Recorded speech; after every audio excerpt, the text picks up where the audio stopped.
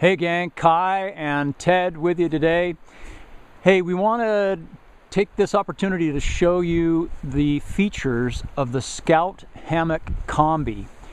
We've got it set up here. Now remember that in our naming scheme of our products, Combi in the hammock families means that these are complete sleep systems. So they come with a tarp and they come with the hammock and mosquito net and a slot for a mat, as well as a full suspension kit. So let's use that as the intro, and then we're going to go in close and Ted can give you a feel for what we've got going with the Scout Hammock Combi. Ted, here you go. Scout Hammock Combi is a very traditional sort of tree-to-tree body hang. And that gives you just a very simple structure to work with. Everything's all integrated. Got the, like Kai was saying, we've got the tarp, we've got the hammock, we've got the bug netting, all in one setup. And it just gives you a complete shelter. When you set this thing up, you are completely locked down. Don't have to worry about the bugs, don't have to worry about the rain, don't have to worry about what is underneath. You're all set to go.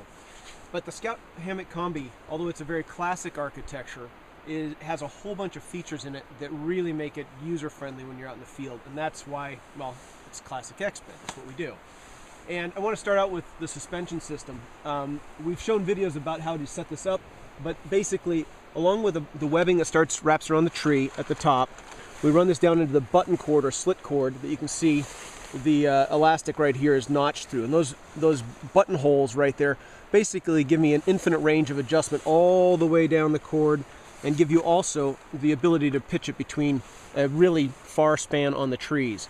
Or you can go ahead and pinch it a little bit closer, but it's really simple to go ahead and do the adjustments under your carabiner. Go ahead, find the slot you want to lock it into, a little bit higher, a little bit lower.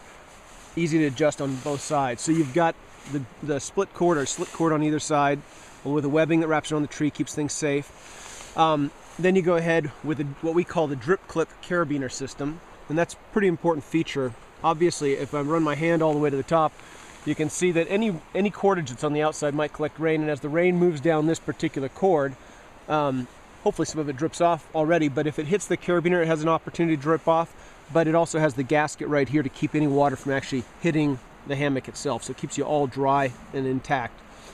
The bungee cord that you see along the top edge right here is just designed to hold the whole mosquito net up and off of your face.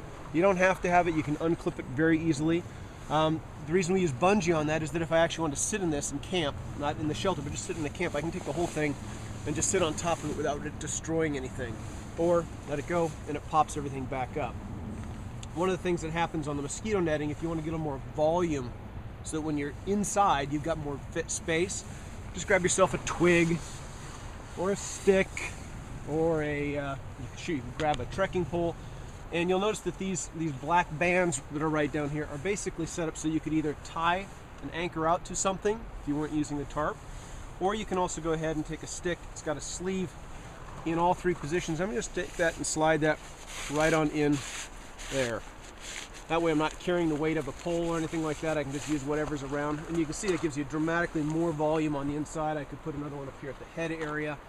Mainly it's a visual space and keeps anything from sitting right directly on your face. Then when we get into the actual hammock part of itself, you've got a full-length zipper. It runs the full length right here so that if you accidentally pitched one end a little bit too high, you put your head at that end or that end, no problem.